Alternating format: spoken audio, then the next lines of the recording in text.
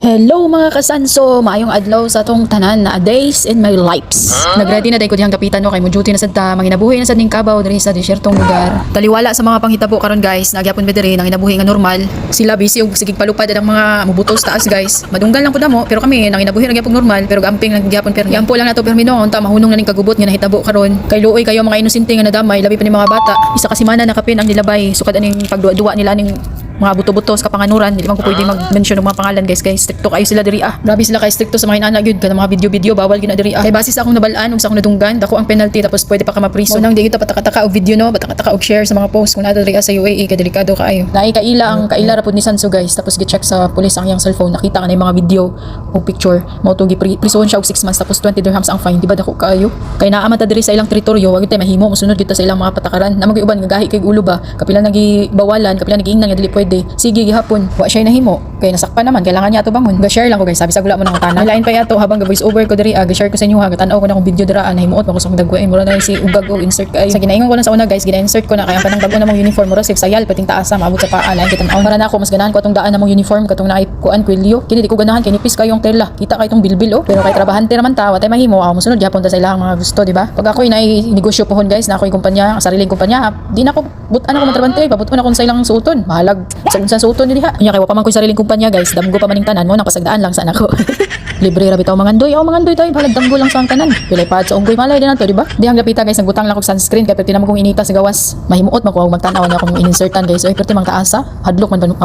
hadlok mapanuhutan nagplano ko nga ako lang putla lang akong uniform kay perti mang taasa pero basin magudi magkadimao nya magpa-outro pud diri mahal man kayo ang bayad antos-antuso na lang sa siguro niya akong pag-insert no balag taga kuto-kuto lisod magtahion nga tela kay perti ni pisa unya para matabunan pud natong insert nga taga kuto-kuto gamitan nato ng jacket diha bitaw guys bisan pag atong daan nga uniform akong ginasuot kailangan jud akong jacket dito sa gym kay tawag gani perti ka bugnaw nya pila ka oras ba ko maglingkod masig naka-off na ang AC dapit sa reception pero perti gyapon bugnaw nya kay daghan makay buhok nga nangahulog diri sa log bago ko mulakaw siligan sa nato ni kay para limpyo ba mga kamagwangan lang gud akong ginakuha guys kay dali na pud diha kay bisan malate na sa importante nakuha tong mga buhok-buhok kailangan mo siya tan-awon nya kay nahuman naman akong silhig dihang napitan nagbutang lang ako vest tapos nagbutang ko og ganang kuan shella kay para matabunan niya akong dalunggan nya init po guys gawas ba bisan ga scooter diri guys kailangan gyud magsuot og vest tapos helmet kay kung dili naagya fine nanis la kay stricto diri bisan magbike lang pud ka diri kailangan gyud magsuot og helmet og vest pero para nako mas okay man pud gyud siya kay para sa safety ba nakaingon lagi ko nga nganong diri nabuhat nila kanang sunod sa ilaha ba ang mga tao sa ilang patakaran naman gyud uban nga dili pero lahi ra gyud siya ba ma-compare nako diha sa tuwa siguro ko ang namahala diri amoy namahala diha sa tuwang nasod pag kanindot siguro pangutanan na lang ko sa kung hunahuna nganong mabuhat nila diri ang inani unya diha sa tuwa lisod kayo pero sige lang bisan pa man ako lang gyapon ginahuna-huna nga tanan panghitabo na ay rason wala ra gyapon kunahudon og pag-asa nga maabot ang panahon nga naay tarong nga leader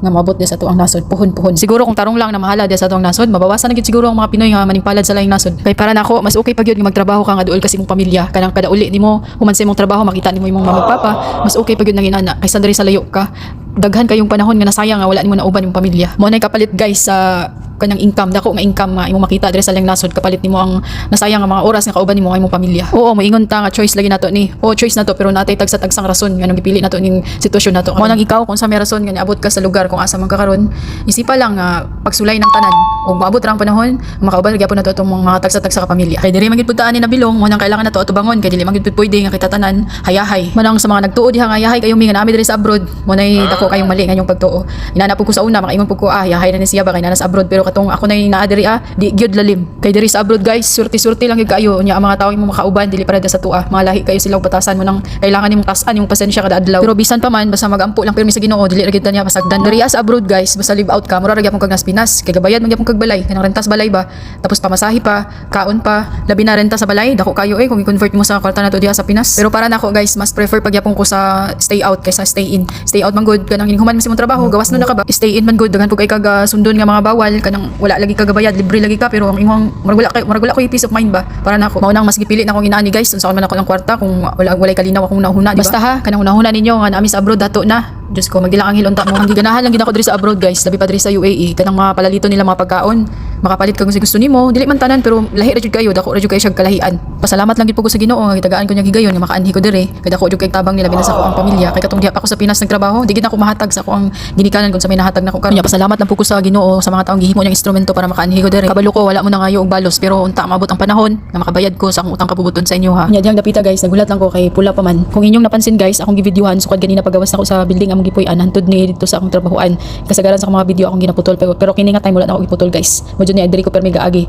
padulong sa trabaho ug pauli. Nya mas okay gid pud kaayo guys nga mag-scooter ko kaysa magbus ko. Una, makatipid ko sa kwarta, makatipid ko sa oras, tapos akong kahago mabawasan pod kay kung magbus magug ko, akong bayaran monthly sa bus card unlimited na siya 95. Samantalang kining scooter guys, ako lang ni gina-charge. Libre naman pod kuryente dito sa akong gipuy-an, apil naman siya sa bayad. Hindi tipid kaayo gyud. Problema lang ani pohon kung mag-summer na kay yung inita diri kini akong giagian makita nimo na ang murag aso-aso ang dalan tungod sa kainit. Mabalaan ra ni pohon guys inig mag-summer na kay ang tinuod first time pa nako ni magamit og scooter kasi sanso gyud ang gagamit ani. Wala man niya ginagamit mo na ako nagamit sa karon. Kay grabe gyud ang kainit diri sa UAE guys pag mag-summer na labi pag July, August, aka na grabe inita gyud kanang tipong bago pa ka na humagligo ba. Mo pay paggawas mo pero mong singot tagaktak na. How much more pa kaya nga mababad ka diri sa init og pila ka minuto pero let's see na lang inigabot sa summer unta makaya ra para makatipid gyapon. Mag-uol na sad ko maguna-una kung mag-bus na sad ko ba kung di makaya mag-scooter sa summer kay sa bus man gud kailangan nimo maglaan og pila ka minuto almost 45 minutes to 50. Apil na diha tong kuan magulat pa ka sa bus magbaktas ka padulong sa bus station. Siguro para sa inyo kanang 50 minutes gamay ra na pero para sa kuha man gud importante na kayo ang oras diri asukad nga abot ko diri sa layong dapit kanang 50 minutes guys pwede pa man ako na extend sa akong tulog di ba mas priority mo gud ako ang pagpahuway diri labi na sa tulog guys ako jud ang gilaanan og oras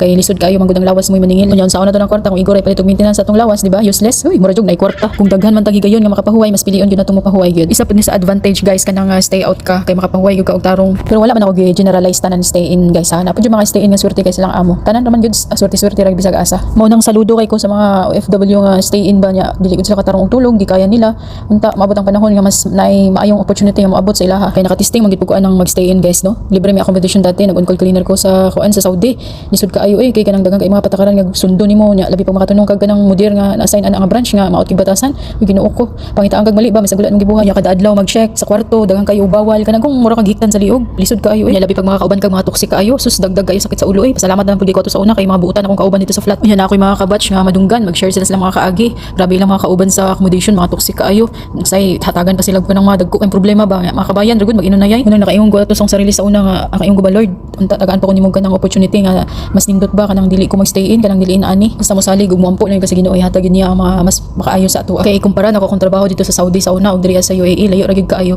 mas okay gid kaayo diri unang permi gid ko pasalamat sa Ginoo sa iyang gihatag karon labi na sa mga taong nagtabang nako nga makaabot ko diri unang kamo salig lang gyud moabot gyud ang panahon nga nainindot nga opportunity nga mabot sa inyo ha syempre di gyud mawala ang pagpaningkamot diha pilan gyud nato na permi di ba alay ninyo sa sunod ninyong destination na nakalaan na diay nga mas dako ang sweldo masayay kay diri sa abroad guys dili basihan kung unsay nahuman nimos Pinas depende na lang gyud experience pud gyud kasagaran nilang ginabasihan diri diskarte gyud pud nimo bihira na lang kayo ang mga degree holder diri